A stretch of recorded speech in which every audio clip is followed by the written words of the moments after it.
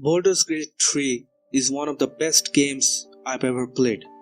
Certainly one of the best RPGs I've ever played in the last 10 years. But it's not perfect. There are some inherent flaws in this game that are quite hard to overlook. And I know I'll be getting blasted here for sharing my negative thoughts on the game. But do keep that in mind that I overall really like this game and wants it to improve. I think Larian did a phenomenal job at providing patches and bug fixes, and they're doing their absolute best to reduce the amount of flaws in the late game areas. I wanted to share what I felt was a balanced mix of objective criticism and personal issues. In terms of good, it feels very much like a D&D 5th edition, which is a good thing. I came in hoping to play a D&D style game, and this is definitely delivered. All the races, while mechanically different, felt and looked great. The classes in combat were all pretty well balanced and the core mechanics were on point. The dialogue options between classes and approach felt really fun.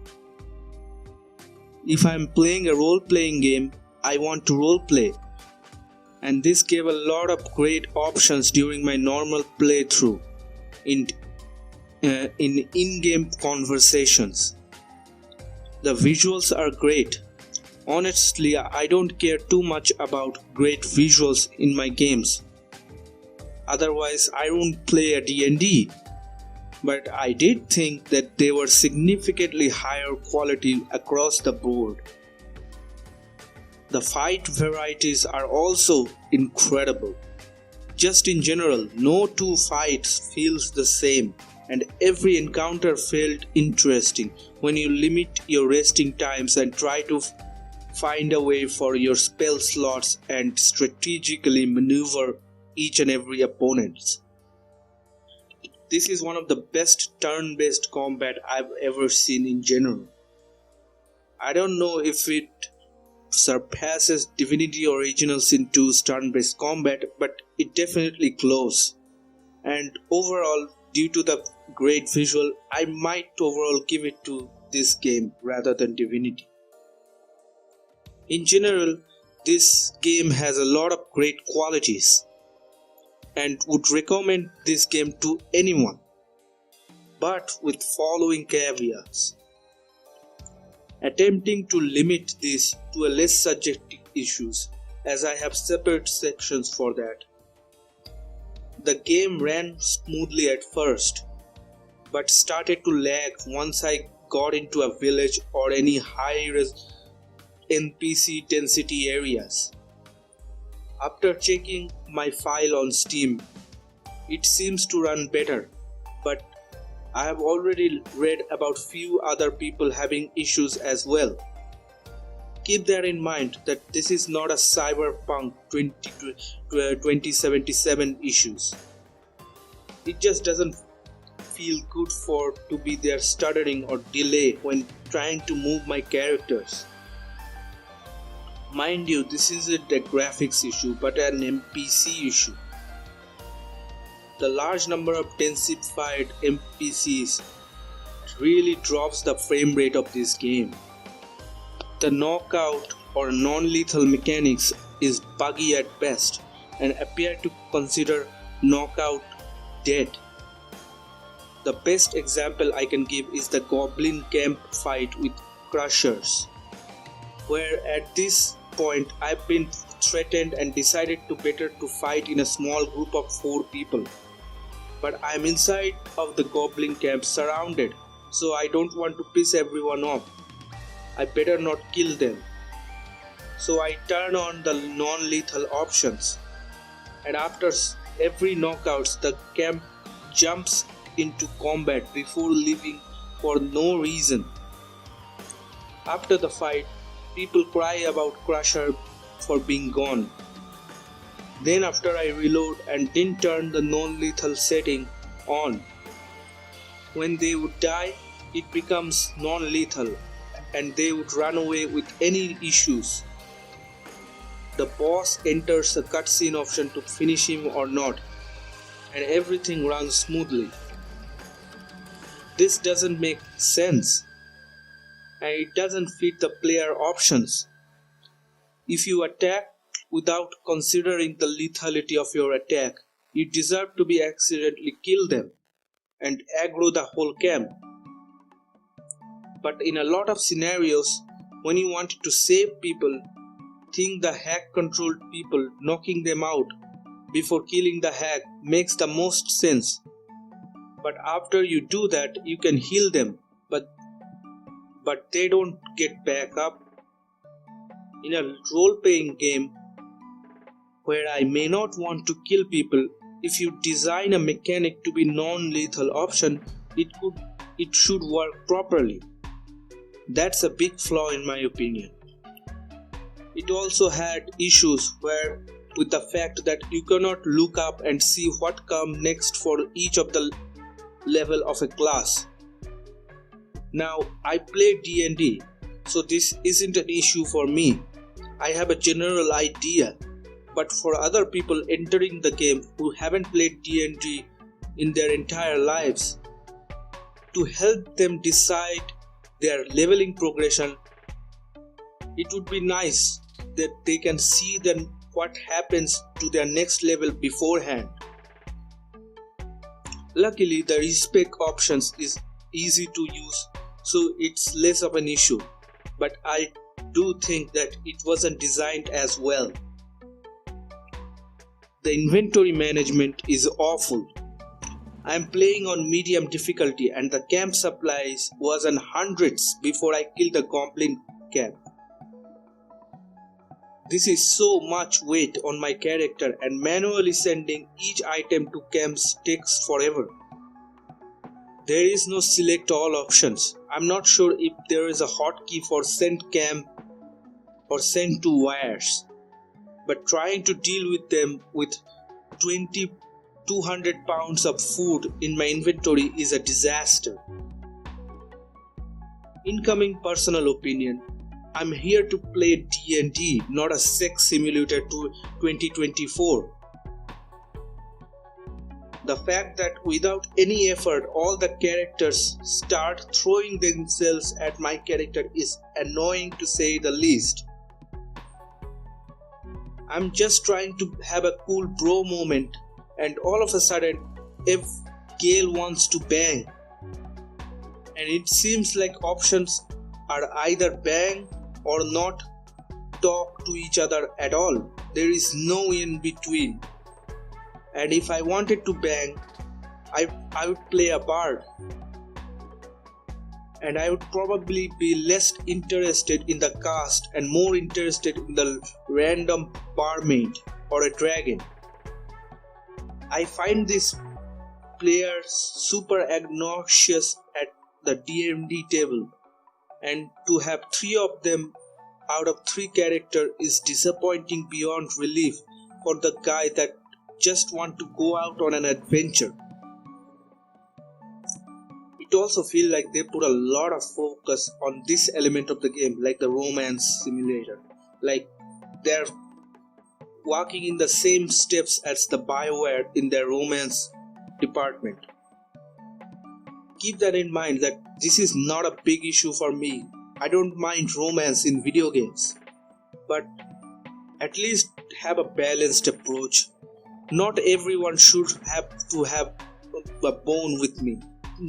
Cannot even genuinely talk to one another without having any sexual tensions. The story tells you to hurry up before you get turned into a mind flare.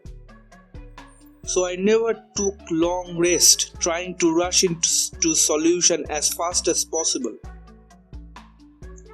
Some of my encounters tells me it's strange that I haven't died yet, that I should have been changed weeks ago. but I literally haven't taken a long rest. How is that a week? I understand they want a fun plot and a story, and they want to bring in a diverse group of people together. But there are other ways to do this. If you say, I have 7 days, I interpret that as 7 long rests before my character dies. The end. Connected to the last point, apparently a lot of the story scenes are missed if you don't long rest enough. But since I am only long resting when I need it, out of low spell slots or low HP, for both role-playing reasons and challenge difficulty reasons, I'm not going to change it. Therefore, I just miss a lot of the cut scenes and genuinely good content by never having a long rest. Height advantage is really too important in this game. Giving advantage disadvantage for height differences isn't a mechanic I have played in a D&D. It feels more like a Divinity Original Sin 2 mechanics. It makes fights either ridiculously easy or super challenging, and in neither case does it feel good to me. It feels like I'm exploiting some of the mechanics that the developers didn't intend. But they did intend for you to use the altitude very much in all of their fights. But I much prefer a balanced approach of this. Non-random loot tables. The one thing I wish they did port from Divinity was the random loot pools and lucky mechanics. Having any random barrels or magic gauntlets or a +1 dagger is much more fun than everything being same boring nothing or the same exact magic items that I will see it every other run. I'm looking at you, Dead Necklace. Speaking of Dead Necklace, why doesn't this work on Skeleton? Every person I wanted to cast this have been untargetable. They kept True Strike, which is awful, but they leave spells like Spike Growth for enemies to simply jump out of in general.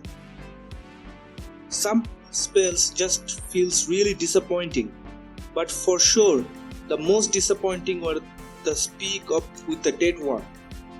Lastly, the music in this game is nothing very special. I like the Down by the River, but if every single soundtrack in this game is just another version of Down by the River, it feels repetitive. I do feel like Divinity Original Sin have better soundtrack variety. I do like that some of the boss themes in this game, like Raphael. Again, I realize that my opinions is not likely to be appreciated, but I do wanted to put it out there. Do keep that in mind. I do not hate this game. Larian does a tremendous job supporting this game post-launch with their patches and updates, and there are many patches in this game that legitimately redeem some of the late game issues. But there are some elements in the late game issues that are still unfinished, like Karlach's side quest with her ending particularly is very disappointing, or the upper city of Baldur's Gate being cut from the main game. I honestly don't know if they are even going to have a DLC or not. I just recently found out that they don't want to work out with Wizard of the Coast, and that's fine. I'm not giving them any hard time for not doing this. Genuinely created one of the best games, and I will be replaying this game for a very long time. But this is not a perfect game. Overall, I would give it a 9 out of 10, even though I have criticized it a bit too much in this video. But There are so many well appreciated elements in this game that I cannot help but wonder how this game would be at a complete finished state. Keep that in mind that this game is filled with rich and high quality content. So I'm not begrudging the developers for not wanting to work in this game anymore. I'll be genuinely excited for their next installment, Larian's next installment in their new franchise or their Divinity franchise, because they learned a lot from this developmental cycle of Baldur's Gate 3 in terms of storytelling and cutscenes. Thank you for watching today's video.